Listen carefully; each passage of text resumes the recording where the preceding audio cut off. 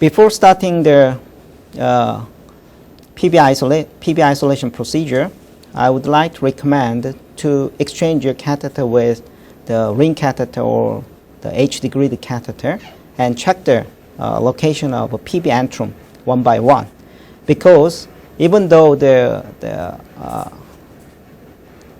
magnetic sensor keep the proper location and proper position of geometry, sometimes patient move or sometimes by deep respiration tilt your geometry. So to make sure the proper geometry, I would like to strongly recommend to check the PB antrum position one by one, and then you can start safe RF ablation and smooth RF ablation. Your sheath is inside of the left atrium, and the catheter is here. To make a better contact and good contact force, it is better to maintain the short distance between the tip of the sheath and catheter tip. If it is like this, catheter is protruded outside of the sheath, the contact force is reduced.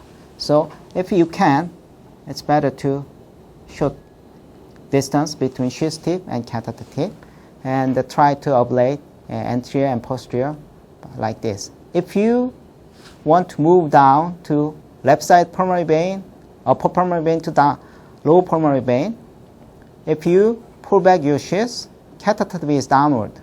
So in this time, you need to push catheter, pull back the sheath, make a better contact to left inferior pulmonary vein. And for the anterior ridge of left side inferior pulmonary vein, sometimes it is better to make a sharp curve and for the good contact.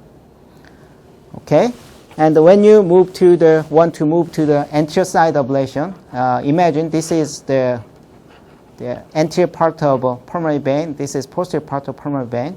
If you make a counterclockwise torque, make contact, you can make a contact to anterior pulmonary vein, clockwise torque, and posterior work contact.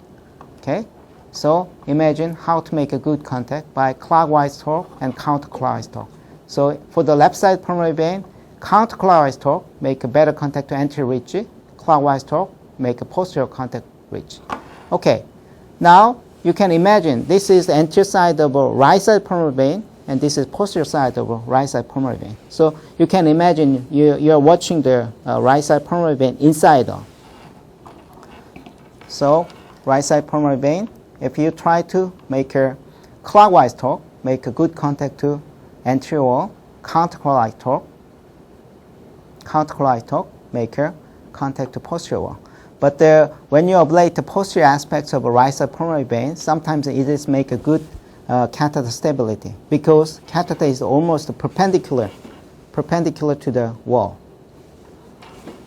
So, and another difficult part is if you try to ablate the roof of a pulmonary vein, sheath is already inside PB.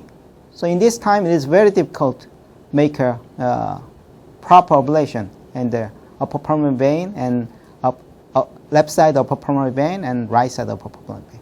In this time, you can push catheter inside and deflect down a little bit, and just put the catheter inside the PB and pull back sheath and make a torque and generate this type of